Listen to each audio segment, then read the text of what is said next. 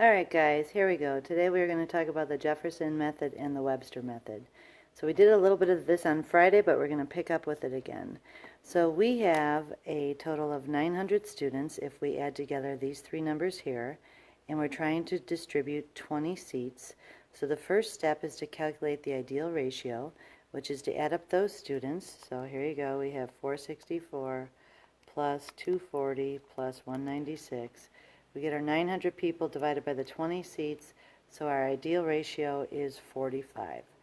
Okay, so our second step is to calculate the quota for each class. This is the number of objects they actually receive. So the way we do that is we take the class size and we divide it by each of the ideal ratio each time. So the class size of the sophomores divided by the ideal ratio, the class size of the juniors divided by the ideal ratio, and the class size of the seniors divided by the ideal ratio. So I rounded each of these to 2 decimal places, and here you go, I have them right here.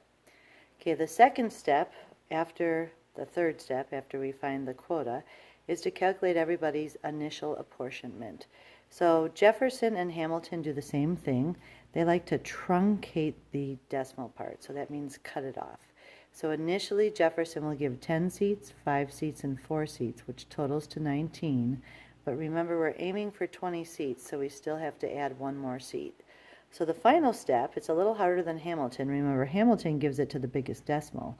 But Jefferson calculates this thing called the Jefferson adjusted ratio. And he takes the class size divided by how many he gave initially plus one more. So let's take a look how that would work. So for the sophomores, there are 464 sophomores. Initially he gave 10, so we're going to divide by one more than that, which is 11. So that is the sophomores' JAR, or Jefferson adjusted ratio, 42.18. Then we're going to take the juniors, 240. Initially he gave them 5, so we're going to divide by 6. So their Jefferson adjusted ratio is 40. And then lastly we're going to take the seniors, there's 196 of them, and initially he gave them 4, so we're going to divide by 5. And their Jefferson adjusted ratio is 39. So the rule is that whoever is closest to the ideal ratio, which remember is 45, is the group that we will give our extra seat to. So you can see that first group, 42, is closest to the ideal ratio. So that group will no longer get 10 seats. We're going to give them the extra seat, and now this adds up to 20. Okay, looking at the second example, we're going to see what happens when we have 21 seats. So we pretty much do everything the same, but remember we're going to get a new ideal ratio. So the 900 students divided by the 21 seats gives us a new, slightly lower ideal ratio because we're dividing by something larger. And remember, we're adding another seat because otherwise there's going to be a stalemate because there were 10 votes for the sophomores and the juniors each had 5. So the first thing we have to do is calculate the quotas. So remember, we take the class size divided by that ideal ratio. One of the things I would like to show you, because it's not a really nice number, is that I'm planning on storing that. So I'm going to go down to the on button and press store, and then I'm going to come up here to the X button and press X, and you can see it says it's going to store it. So now every time I press X, the calculator knows that it's that ideal ratio. So let's go ahead and calculate the quotas. We're going to take 464 divided by X. There's their quota. We're going to take 240 divided by X. That's the juniors' quota. And we're going to take 196 divided by X. That's the seniors' quota. So I have their quotas down here. And Jefferson does the same thing that Hamilton does. He likes to truncate that decimal. Jeffrey Dahmer, cut the ham.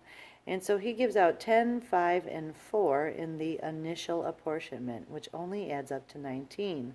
And remember, we're trying to give away 21 seats this time, so we still have 2 more seats that we have to give away. So we have to calculate the Jefferson adjusted ratio. Remember, the way he does that is he takes the class size and divides by one more than he initially gave. So he initially gave 10, we'll divide by 11. There his 42.18.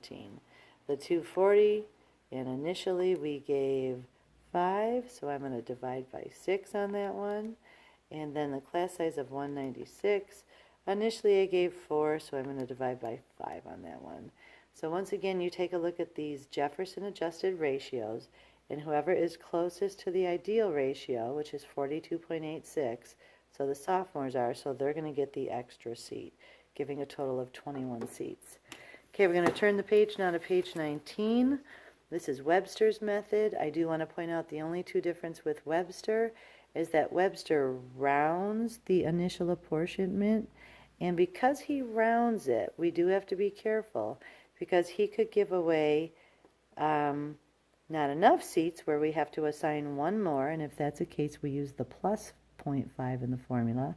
Or because of rounding, he might give away too many seats and have to take one away, so then he would use the minus 0.5 in the formula. So I'm going to go to page 20 here. It'll be our last page we do together, and then you'll be able to do a couple pages on your own in class. Alrighty, so here is Daniel Webster. So let's see what we did. So once again, same classes, so they add up to 900, divided by the 20 seats, gives me that ideal ratio of 45. Remember, that's important because we're going to have to compare our Jefferson, our Webster adjusted ratios to that. Okay, they already calculated the quotas for us. We've seen those earlier. Remember, Webster does round, so 10.31 would go down to 10. 5.33 would go down to 5, and 4.36 would round down to 4 for a total of 19. Since we're trying to give away 20, we need to give away one more extra seat.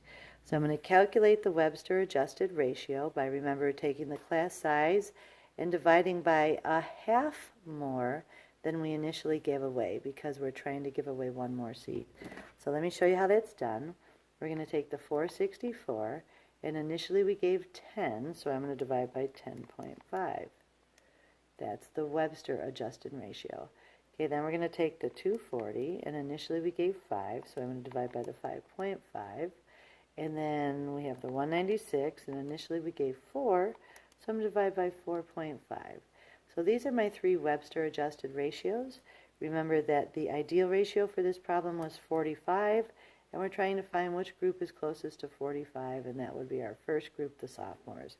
So once again, Webster ends up giving them the extra seat, 5, 4 for a total of 20. Okay, we have one more example. It is a different class. You can see the class sizes are different. They're 420, 302, and 156.